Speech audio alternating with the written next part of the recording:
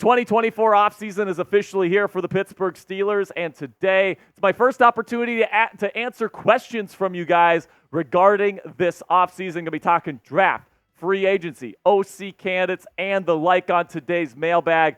And if you want to get your questions on future mailbags, you can go ahead and click that subscribe button right now and join us for our Steelers Talk watch parties, 5 p.m. Eastern Standard Time on Wednesdays. And you can get your questions on these mailbags. We have the most interactive Steelers community here on YouTube. We try to keep you guys involved in the process. We like to give you guys a voice here on Steelers YouTube, and these mailbags are really an excellent way to be able to do that. So if you want to have your questions, your Steelers mock drafts, all this different stuff, put up right here on the weekly mailbags. Go ahead, click that subscribe button, and join us for our weekly watch parties at 5 p.m. Eastern.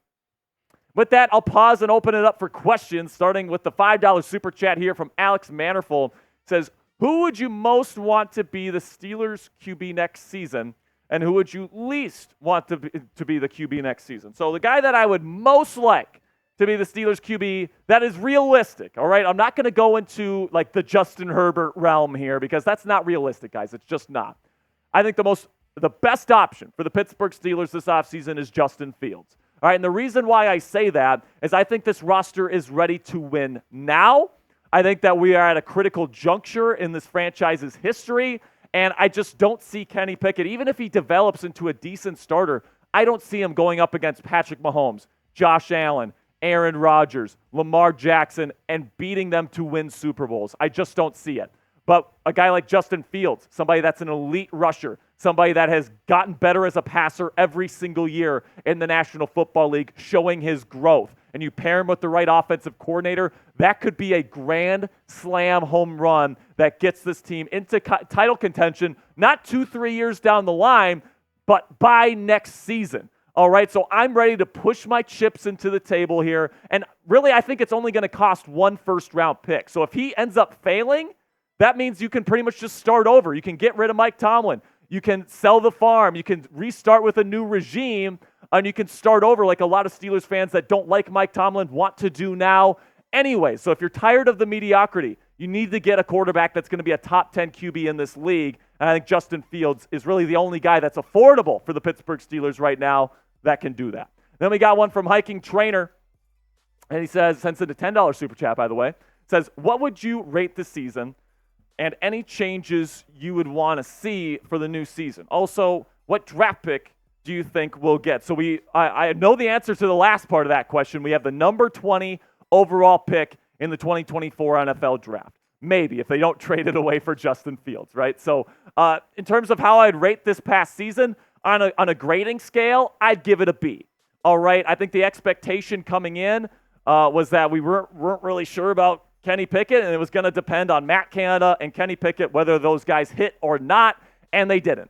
And because of that, your ceiling was really capped off at a playoff berth, and that's where Mike Tomlin got this football team. So, obviously, it's not an A+. It's not an A because that can only be done with a Super Bowl appearance and or win, in my opinion, here in Pittsburgh. But a B, given the circumstances, it's fine. You're still in position to win Super Bowls and titles in the future if you have a good offseason this year.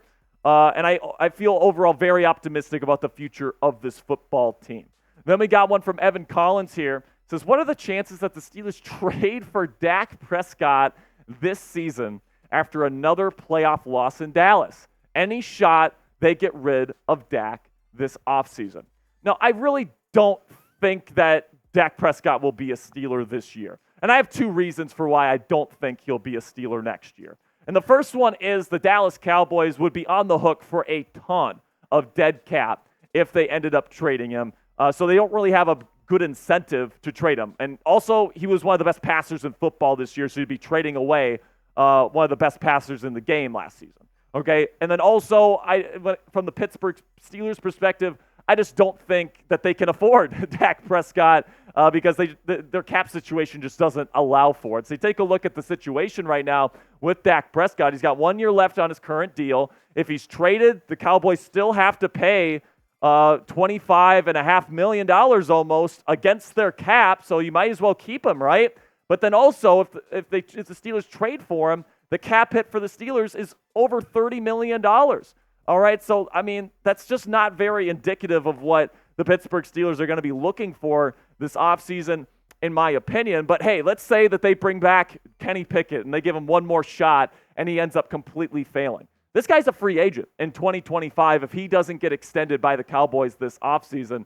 And, hey, man, if you still got T.J. Watt, you still got Joey Porter Jr., you still got George Pickens, you still got all these guys, and Mike Tomlin even, that would be attractive to a big-name free agent like Dak Prescott, maybe we can have this conversation in 2025. But as for 2024, I don't think it's going to work financially. So let me know what you guys think down there in the comments section. Will the Steelers bring in a new quarterback? Doesn't have to be Dak. It could be somebody else. Will the Steelers bring in a new QB to start over Kenny Pickett in 2024? Type yes or type no for today's pinned comment. YouTube's going to throw you an ad break here in just a couple of seconds or sometime during this video. When that happens, give me a yes or a no for today's pinned question. Then we got one, a $10 super chat here from Steel City, one of my favorites here. It says, if the Steelers got a call and were offered a late first-round pick for Diontae Johnson, would you take it? So let me think about this here.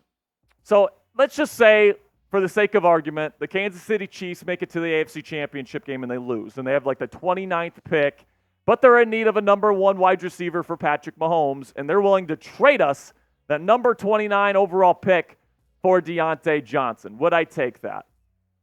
It's a really good question, and I would absolutely have to think about it. But here's the thing. I think if you trade Diontae, you got to use one of those first-round picks. So if that happens, right, you have the number 20 overall pick, and you have the number 29 overall pick. One of those picks has to be a wide receiver, in my opinion, because George Pickens is your number 1, but you need somebody in that room to replace Diontae Johnson. And listen, I think that the Steelers need to draft a wide receiver in this year's class anyway, because Diontae Johnson's on just 1 year left on his deal. He's not locked up for the future, and you want to make sure that that wide receiver core keeps getting replenished. So if you're asking me right now, point blank, you have to take the deal now or not, I'm taking it. I'm taking the deal, number 29 overall. Michael Latham, another question here, says, hire Byron Leftwich as quarterbacks coach, let Faulkner return as running backs coach, hire Bieniemy as the new offensive coordinator, hire Flores as the DC, and make Terrell Austin the DB coach. So listen, I think on paper, this is a great idea. All right, but here's the thing with the Brian Flores idea. First, Terrell Austin has led a really good defense here, at least production-wise, the last 2 seasons. It just won't make sense from an organizational standpoint to get rid of the defensive coordinator that's led to that production. All right, and I understand Brian Flores would be an upgrade, but he's not going to make a lateral move from Minnesota to Pittsburgh for the same exact job that he has now. So I just don't see that being a realistic possibility. I think Terrell Austin will be back as the defensive coordinator, and I'm fine with that. But as for your ideas on the offensive side of the ball, I'm good with all that. I like Faulkner as a running backs coach. Look what he's done with Jaylen Warren, right? Quarterbacks coach. I really like the idea of Byron Leftwich there, all right? He's close with Tomlin. He's been in that room before. He knows the standard, and he knows the Steeler way. And then Eric Bieniemy, he's close with Tomlin. Really like that connection there. Really hope that he is the choice for Mike Tomlin. And honestly, if I'd had to be a betting man right now, I would say I think he's going to be the next OC of the Pittsburgh Steelers. All right, so before we get to the rest of this week's questions, if you want a brand new Joey Porter Jr. jersey, and listen, this would be an awesome investment for you guys because I think Joey Porter Jr. is going to be the number 1 lockdown corner here in the Steel City for at least the next decade. So if you're looking to get a jersey, let's say if you have limited money, you can only spend your money on one jersey. Joey Porter Jr. is going to be here for a while. I think this would be a great investment for you guys, and you can get a great deal from our friends at Fanatics. These things are selling like hotcakes. I'm telling you right now, make sure you go now to get yours in your size. Go to chatsports.com/Joey Porter Jr. to get your hands on a brand new Joey Porter Jr. jersey from our friends at Fanatics today. Then we got a question from Kevin Reed. He says, do you think they'll draft offensive line Amarius Mims in the first round for right tackle and move Broderick Jones to left tackle? It's certainly possible. All right, we know that Omar Khan and Mike Tomlin love Georgia Bulldogs. They come from a winning culture. He knows Kirby Smart quite well.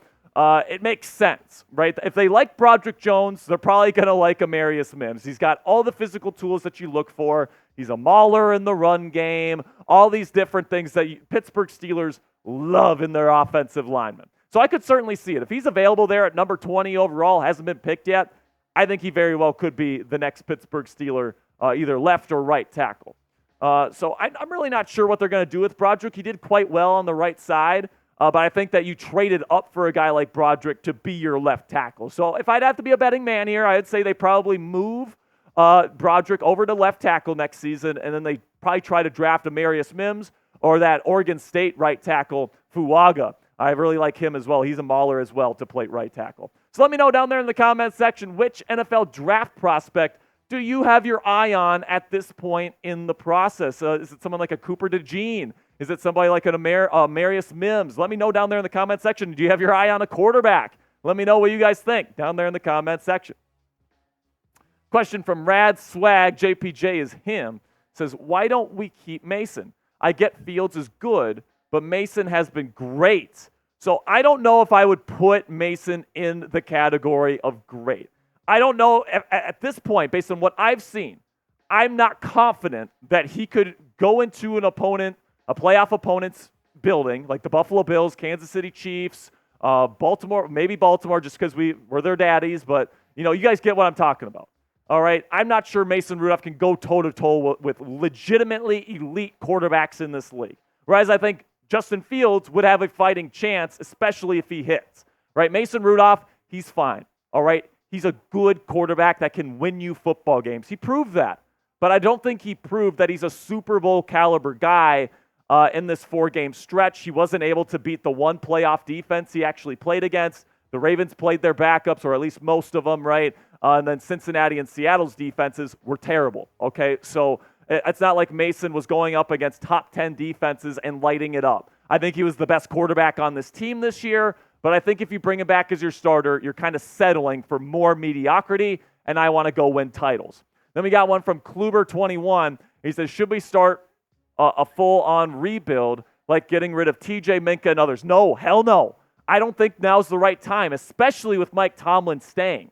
All right, like if Tomlin moved on, and there's a bunch of different stuff, and Kenny was a bona fide bust, and all this different stuff, then yeah, I would be on board. And actually, in a couple of years, when some of these older players and their contracts start to expire, I'm completely on board with potentially doing a rebuild in the future. But right now, man, you still got TJ Watt, who's playing Defensive Player of the Year type football right now. Joey Porter Jr. is just getting started. Keanu Benton is just getting started. You still have Alex Highsmith, Minka Fitzpatrick, Landon Roberts, Cole Holcomb. You got a bunch of great players on this team. That's just on the defensive side of the ball, man.